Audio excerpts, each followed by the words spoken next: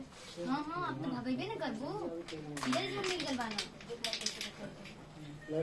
अच्छा बिटिया का बियाह शादी हो गई, सब कुछ अच्छा हो गई, जीवन खुशहाल हो गई, अब ऐसे ही अच्छा।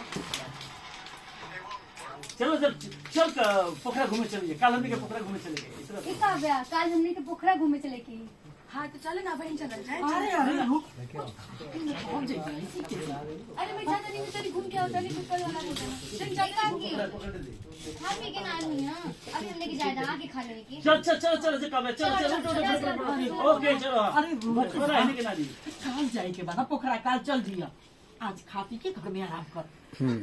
ठीक बा काले चल जाए। या वो बस ये नो आता है बेकार लगेला कट कर दे सब। ठीक है ठीक ठीक प्लीज वेस्ट नहीं करना टाइम नहीं है ना। और आगे आइए आओ उसका क्या नाम है और आगे तुम लग रहा है कि मतलब दूसरे दल की बहुत मक्खी है, सब मक्खी आ रही चलिए है। आइए लड्डू जाओ सब लड्डू पे रख दिए। बस एकदम जमा लो फटाफट बोल के। हाँ रेडी जाओ।